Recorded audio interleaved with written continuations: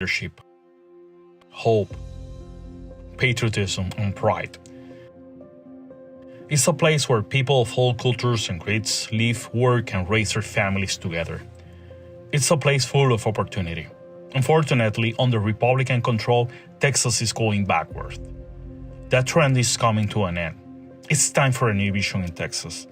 I am running for Texas Controller because I want to be part of the new generations of leaders who will bring Texas back to the 21st century and position it for a strong future. I am committed to a transparent tax administration and to establishing a vibrant economy with thriving jobs, so you can provide for your family and maintain a healthy life balance. You deserve an inclusive Texas, a Texas that embraces diversity, where no matter where you were born, the color of your skin, or the language you speak, you are welcome. You deserve a Texas that treats women equally in all areas, including equal pay and the right to make their own medical decisions. You deserve a Texas that recognizes that love is love. A Texas where all faiths, traditions are welcome, and where church and state are truly separated in governmental decisions. A Texas that welcomes new business ventures and gives employees the right to organize and unionize. A Texas that respects and embraces data and science, where government leaders do their elected jobs of working for the best interests of all Texans, not special interest groups. A Texas that guarantees easy access to voting for all citizens. You deserve a Texas that repeals race suppression, where no matter your zip code, you will have access to health care, clean water, electricity, high-speed internet, and excellent education, and the resources to support your family. You deserve a Texas where you feel safe in our cities and towns, as well as in your own home. That Texas is possible with new leadership. I am running for office because it's time to bring this new vision to life. It's time to bring Texas back to the people.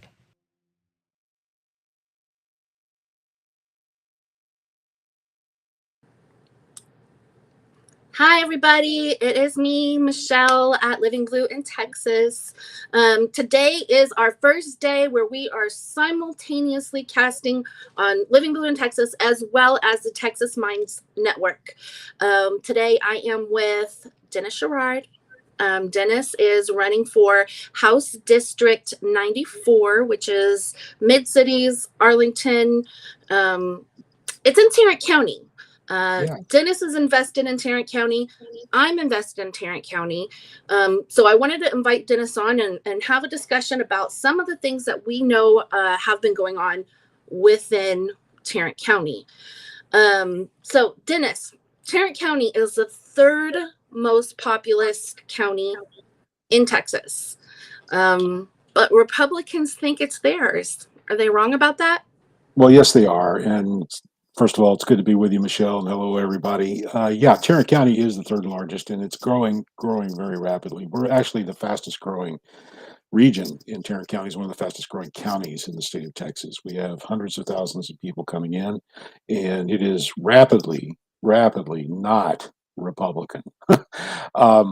In matter of fact, in 2020, Joe Biden carried the county.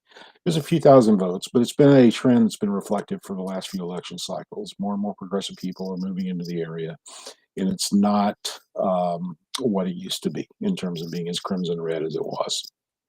Yeah, absolutely. And I live in Arlington. So Arlington is actually a really blue city. I would say not quite as blue as Dallas, but I mean, everywhere we go in Arlington, it is diverse, it is progressive. It's the tourist town, so they always want to, take very progressive initiatives. So, kind of being stuck here with some Republicans because we're just gerrymandered that way is not fun.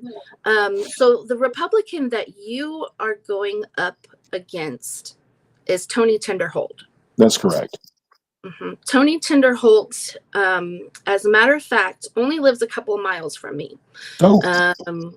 So I have never seen him. I have never seen him at a city event. I have never seen him at a county event. Even like nonpartisan parades and things like that. I've never seen him at the grocery store. What's he doing? Is he just kind of hiding out in his house? Well, unfortunately, that's a pattern that we see from many representatives, and in particular, the Republican representatives. So before the redistricting occurred, I lived in District 92, and I've been in this district now for almost 10 years. And during that time frame, I haven't seen a town hall. I haven't seen communication. I haven't seen any outreach from our state representative. And since they work for us, you might think that they want to hear from us. But my feeling is that they've got a group of people that they think are their core supporters, and that's who they want to talk to, and that's who they run around with.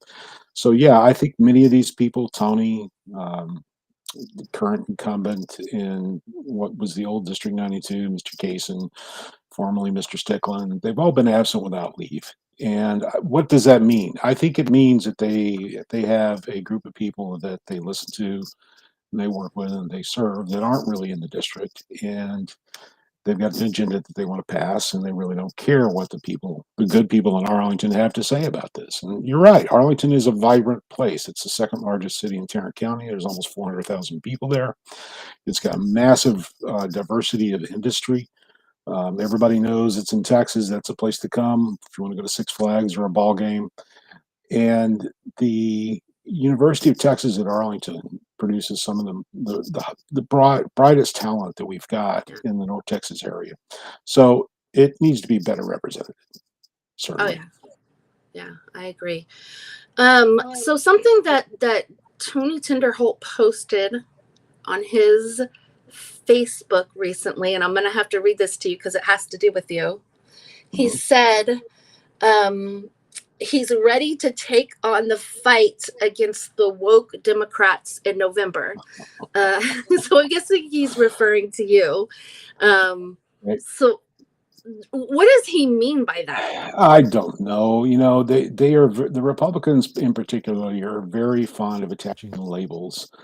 I've been around long enough to be called, soft on communism, a lefty, all of these kinds of things. And every cycle, there's a new one that seems to be trotted out. What does it mean? Well, it means that we have a tendency to listen to people's concerns and want to act on those concerns and help them. That's really kind of what the job of any elected official is. And if, I happen to make a statement that I really want to work on poverty or hunger, I want to see our budget better apportioned to people where it's going to have more impact other than doing stupid things like trying to build a wall down on the border.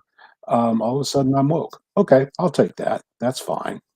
But it's just they are bereft of ideas. They're always looking to spin up some new outrage that's been manufactured and run on that rather than talk about how are we going to improve public education, as an example, or how are we going to give people health care that need it, or how are we going to feed people that are hungry.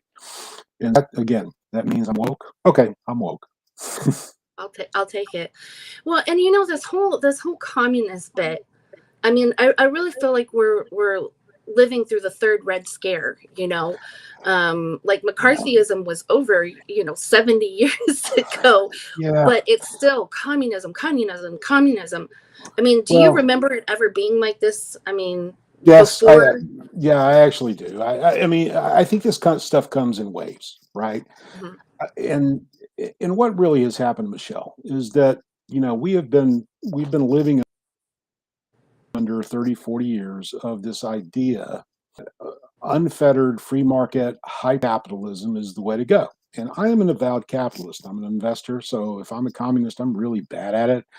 But the idea that you may want to say, well, wait a minute, why aren't we filing more antitrust suits trying to monopolize corporations and run small business out of business, right? Why aren't we trying to make sure that we've got proper regulations on things so we don't poison water tables and things like that? Why don't we make sure that corporations pay their fair share of corporate income tax because they use the commons, they benefit from overall society, they need to pay their fair share in this. All of a sudden, that begins to look like somebody's definition of socialism. And so when the Republicans start trotting those words out, you know what that means? That means they don't have any ideas. That means all the stuff that they've been trying to do that's not improving the situation, where we see wage inequality, income inequality gaps increasing all the time because of their policies. They don't have anything to fix it. And so they bring up these tropes of communism or socialism or whatever you want to say to try to scare people into staying the course with them. And it's not working. Yeah. So speaking of taxes, something that kind of was in the news yesterday, I'm trying to think who it was. I think it was Rick Scott, said something about raising taxes on people making less than $50,000 a year. Yeah. Yeah. And, I feel like that's really who the Republican Party is. They're talking about Joe Biden and debt. But the fact of the matter is, and this was another news story that came out yesterday, is we're already 300 million less in our deficit since Biden's took office, which is a big deal. Yeah. How do you think that we convey to voters that Democrats are actually better on economics than Republicans? Well, I think we need to continue to remind people that the only two presidents in the last 45 years, 50 years that have actually lowered it were William Jefferson Clinton and Barack Hussein Obama. And now Joe Biden is on track to do it, and he's going to do it. It's already come down, as you mentioned, 350 billion. It's going to be projected to be down about 1.3 trillion. That is really important because what it means is that when Democrats can get control and want to do the job, they do it well. Economic production in this new century that we're in the previous century, when Democratic administrations and compare it to Republican administrations. Now, this is Democratic administrations with majorities in Congress and also without majorities in Congress. Yeah, we do better overall than Republicans. Why? Because we actually believe in good governance. Republicans don't. What they want to do is clear the field for their buddies. They want to get rid of regulations. They want to lower taxes on the richest. Now, Rick Scott is going after poor people because he thinks they need to put skin in the game. It's hard to put skin in the game when you don't have any skin. Right. And so in his policy or in his plan, you saw nothing about increasing the tax base of people that make more than 10, 20, 50 million dollars. Nothing about increasing capital gains tax. Nothing about increasing corporate income tax. That's where the money is. It's not in somebody that's making 40, 50 grand a year.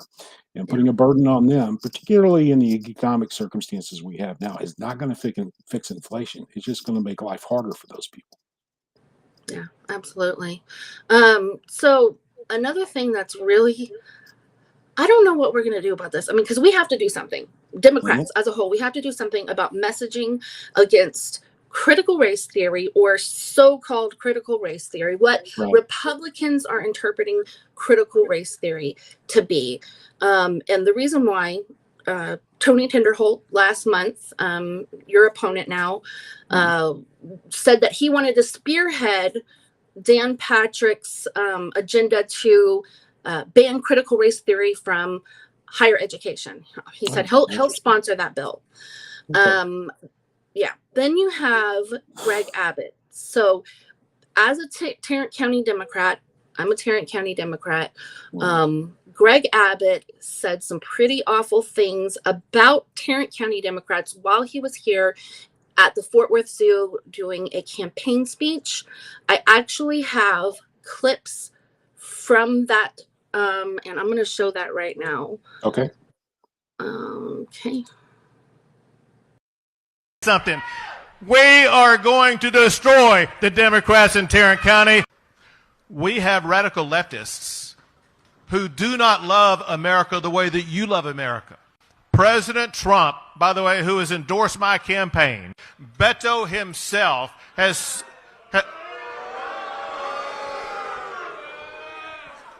I apologize. I got it wrong. Robert Francis O'Rourke himself, including making Texas a Second Amendment sanctuary state to stop the Biden administration from ever coming and taking your guns. You know, also, these leftist radicals, they are using their policies to also undermine our schools. Take for example, something that we've seen across the United States of America, but even invade our schools here in Texas. And that is the use and teaching of critical race theory. This is absolutely wrong. We're using critical race theory. The radical leftists are trying to rewrite our history and redesign our future. They are doing something that is offensive because they are dividing people along the lines of race, and then they're pitting different races against each other, attacking each other. We have banned the teaching or use of critical race theory in every grade, in every subject, in every public school across the Lone Star State. And I am running for re-election to ensure that we keep critical race theory out of our public schools. We are running against socialists who are trying to destroy the United States of America. They want to rewrite and redesign the United States of America, and they want to alter the great state of Texas. God, guns, and Greg. That is what Texas stands for. Wow. Wow. I was actually really offended that the Fort Worth Zoo hosted that. I was, that's my zoo. I take my kids to that zoo. You have that kind of trash at your park? I mean, yeah, it's pretty appalling. Well, of course it is. Of course it is. And well, kudos to Greg to be able to pack so many lies into such a short period of time. Yeah. Let's talk about CRT for a moment. First of all, CRT in schools is about as prevalent as unicorns are in schools. It is a fantasy. The idea that they're teaching a level of scholarship that is taught in law school, okay, because that's what CRT is. It was a systemic analysis of the institutions of our systems of government, our systems of commerce, and our systems of society to determine whether or not there were structural racism embedded in some of those things. It was started by a gentleman by the name of Derek Bell back in the early 1970s. This is graduate level coursework. Now, what these people are talking about is not that, okay? What they want to do, and what they've done for some time now, is try to whitewash history. I mean, in emphasis on the whitewash, right? When you have people, going back as far as 10 years ago, trying to change the terminology about slaves into laborers immigrating into this country, right? And this is what they want to put in some textbooks, then they're lying. We have a history that is robust. We did some horrible things throughout relative youth of our country. We've done some magnificent things in the relative youth of our country. We owe our children a full accounting of what happened before. And why do we want to talk about these things? Because when mistakes were made, and I'll give you an example, it's got nothing to do with CRT. Let's talk about the internment of the Japanese during World War II. That was an egregious mistake made by a Democratic administration, never should have happened, and it was done so out of fear. And this is why I'm making that point, because all of this stuff is designed to scare people who don't know what CRT is, who don't have a very clear and robust understanding of history. I'm a historian, and so I have a tendency to be surprised that people aren't aware of some of these things. Yeah. But it scares people. And this is their tool. I heard socialism being brought up again, the radical leftists being brought up again.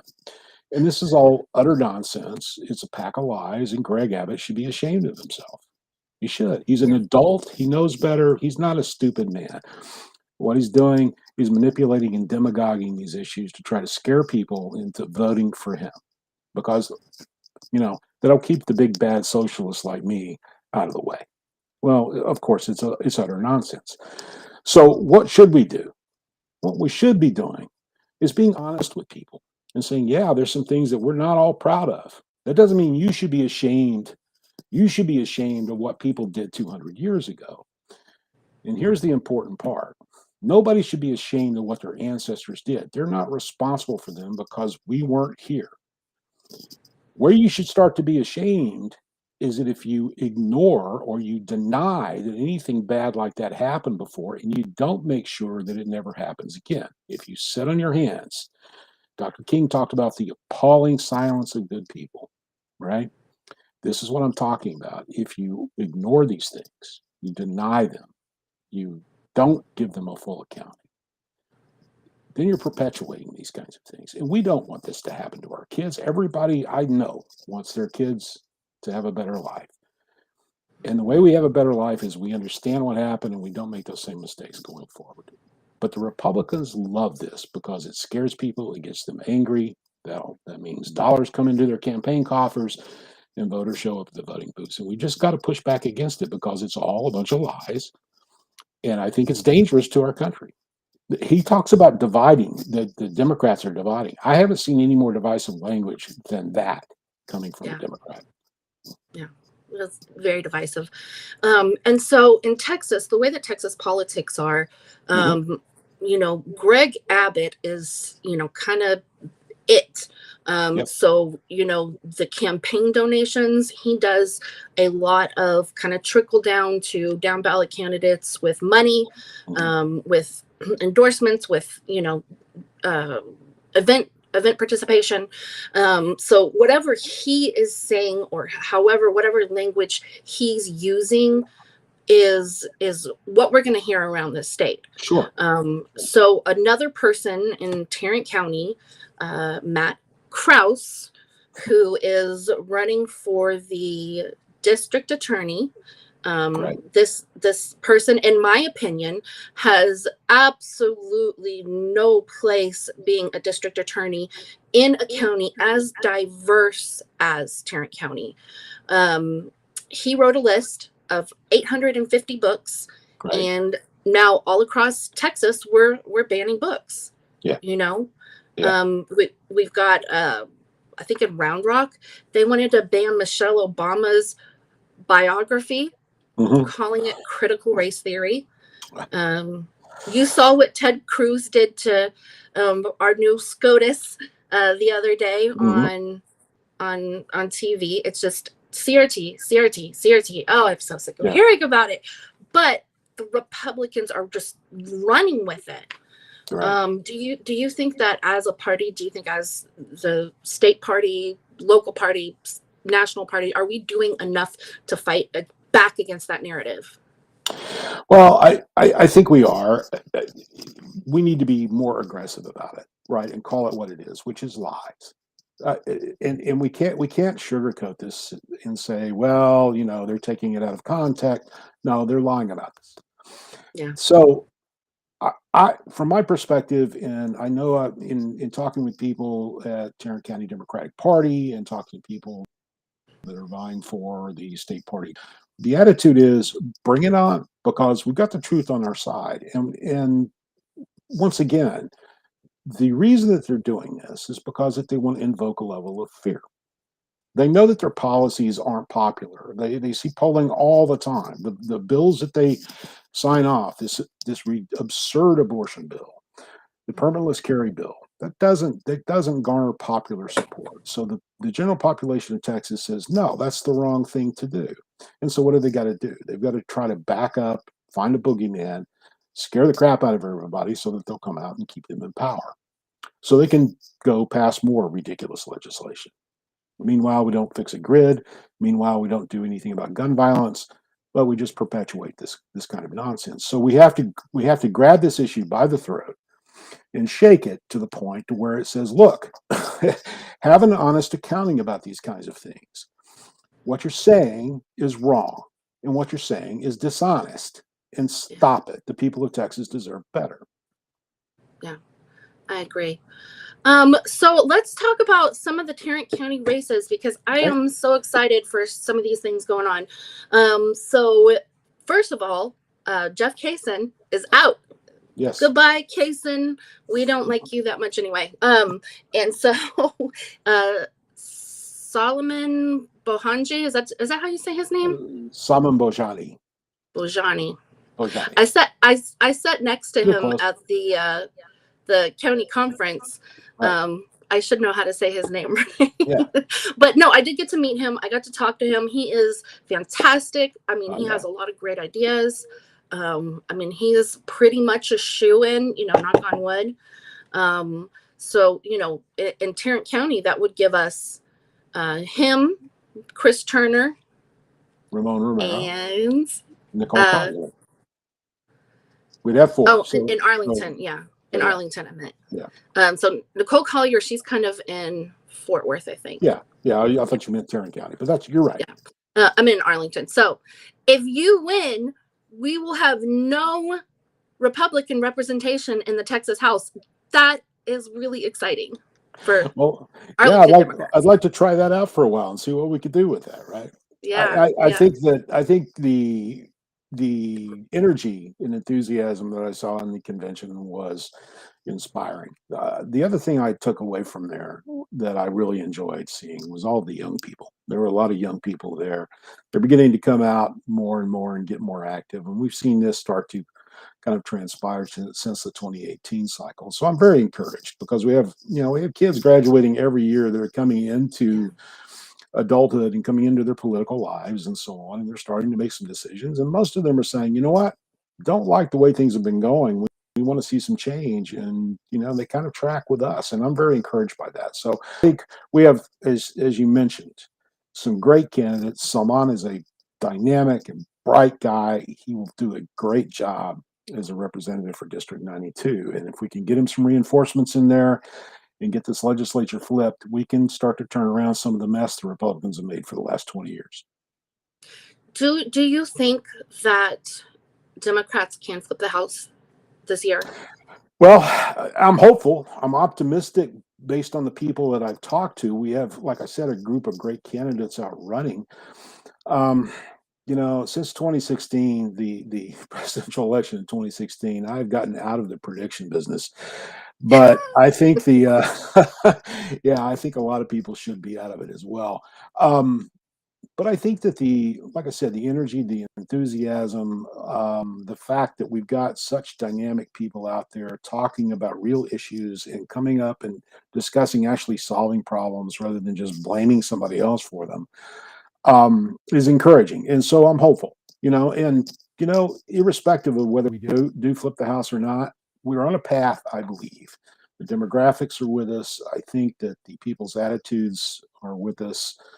That we'll get this House turned. Now, it may not be in 2022, maybe 2024. I don't know, but we're on the path that we need to be on.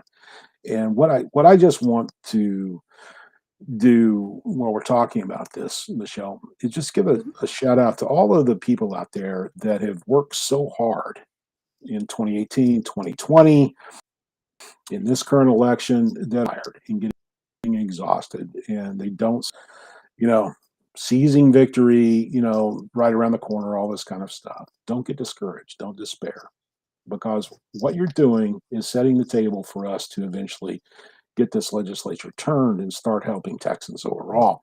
So stay in the game. Don't give up, and stay encouraged and optimistic. I see it everywhere I go when I go and talk to voters and I talk to young people that are working on these campaigns. It's out there. It's vibrant. Let's just amp this up and make sure that we give these Republicans, a very, very, very strong challenge, and hopefully we come out on top of this thing. Yeah. And then we can send the Republicans back to California and Minnesota, wherever else they moved from, looking for a conservative utopia, because Texas is not it. Well, I think that Texas is a big place, and Texas is a big tent, and we need strong, honest, conservative minds that are willing to engage in good faith arguments about what is best for the people of Texas. Now, that's much different than what the Republican Party is today. And I think if we can get some of those voices out there that are saying, look, I do not like where the Republican Party has gone. I've been a Republican all my life. I do not like this, because what you're doing evokes McCarthyism, as you brought up. It evokes that we should be trying to scare everybody into submission. No, get back to the people like Buckley and others that were intellectual conservatism that had good ideas that came in and argued vociferously on tax policies and things like that. That's when the best of America starts to show up. Best of Texas is because you have smart people with different perspectives arguing about something, but at the end of the day, something happens that benefits the country and benefits the state and benefits the people. That's where we need to be. And we need to stop all this nonsense about CRT and stop all this nonsense about book banning. Think of how ridiculous that is. What that means is you are afraid of a book. They're more afraid of a book, so they'll ban books, but they won't do a damn thing about guns in school. So that tells you the perspective that they're trying to push out in front of people. Kids today, they have to go through, like when I was a young kid, I had to go through duck and cover drills because we still were really worried about the Soviet Union and nuclear bombs. Now kids have to go through active shooter drills in schools.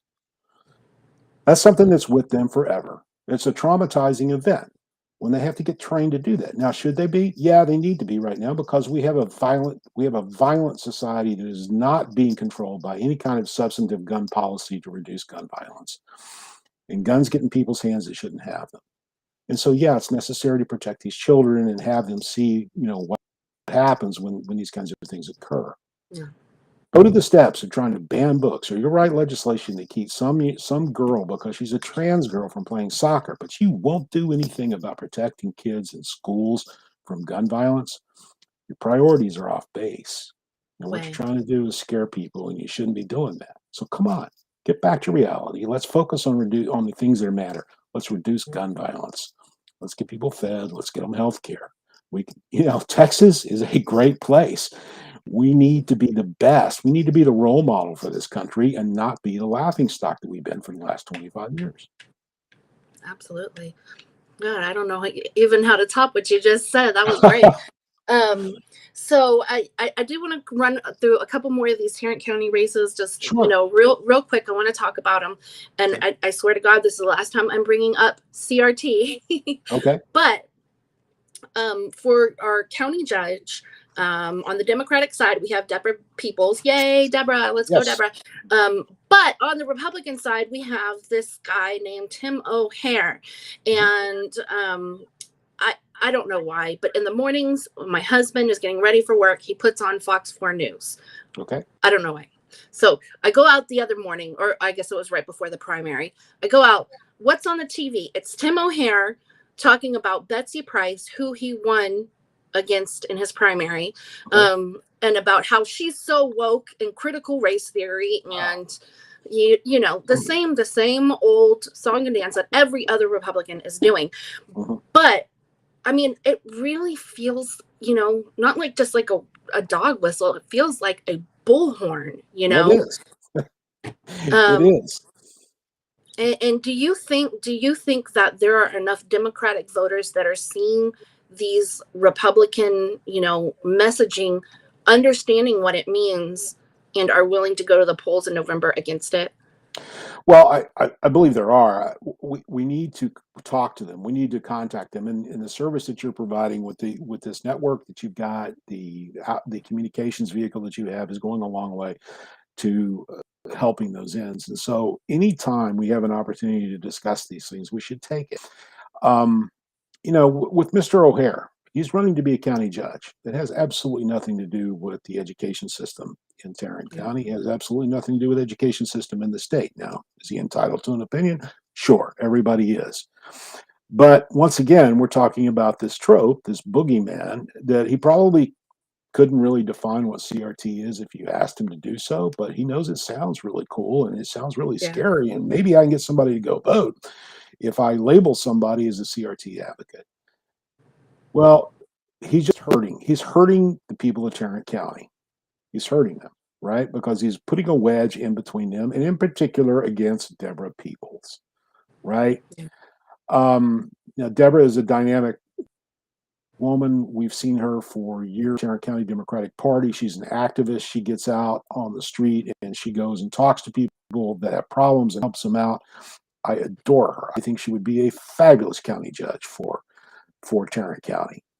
And she would be so representative of the city because she is from Tarrant County, and this is a place that she has loved for a long, long time, and we would be greatly benefited from.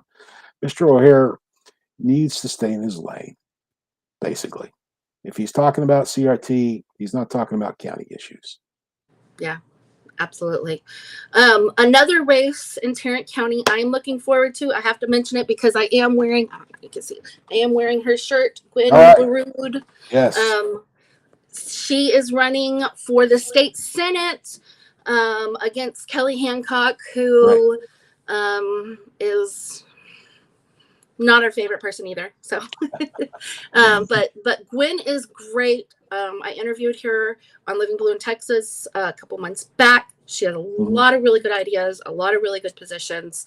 So I'm excited about that race. Absolutely. What else? Did I miss any? I did. I missed a race. It's not critical race theory. It is Republican though. You know, I'm like a glutton for punishment. I don't know why I do this, but I pay way more attention to what the Republicans are doing than the Democrats. And that's why I know everything that they're doing. So Stephanie Click, the Wicked Witch of Watauga, is my loving pet nickname for her.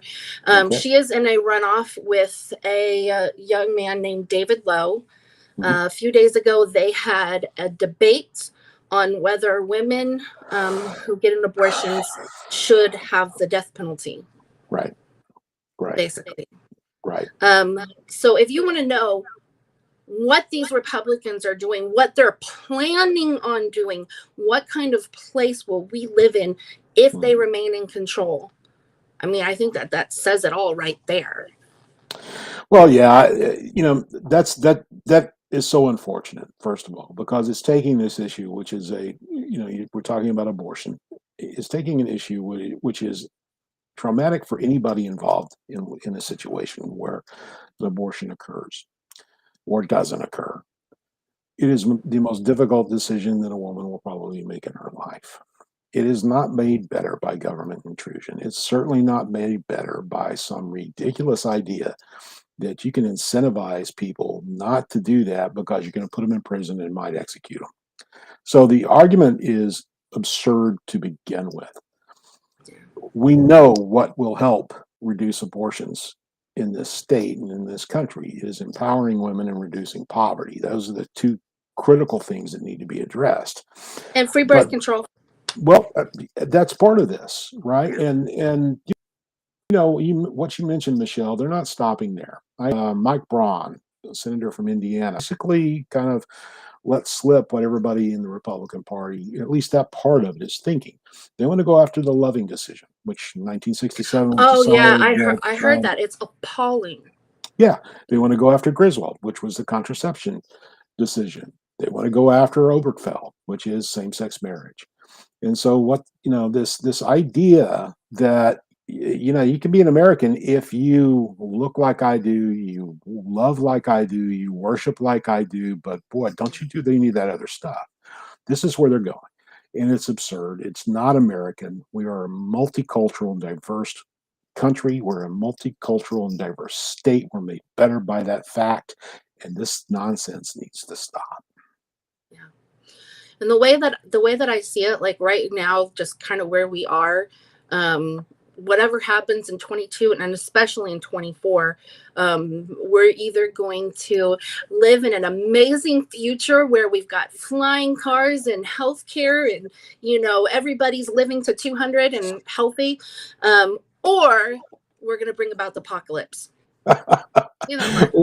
Well, okay. I don't have quite such a binary perspective about this. I do like the idea of the Star Trek universe, but rather than the Road Warrior dystopian universe that you described. But I do think you're making an important point. What we do in the next election and then the next couple of cycles after that is going to set the table for how things go in a few years, because laws that get passed during legislative sessions, unless they're repealed, they're on the books and they get enforced. And many of these laws that we have talked about on this program today are terrible laws, and they need to be repealed and overturned. So people that are voters really need to understand that people that are being elected to office are making decisions that impact your lives. And I think you want somebody to go into that office that's going to think about what's going to make your life better versus trying to make you conform to a particular view of their world as it should be. These people are your employees and you're their bosses. And so you need to make sure that they understand what you expect of them before you give them their vote. Okay. I agree. That's perfect. That's a perfect place to end it too. We are just about out of time. I always enjoy talking to you, Dennis. We have to talk again because we still have like Oh, 8 there are months until the election. Yeah. a lot of things to do, and so I will be happy to come back and be with you again, Michelle. It's always a pleasure being on the program. And once again, to all the voters out there, get informed on the issues. Find somebody that shares your values and go support them. Thanks very much. Okay. All right. Bye, guys. Bye bye.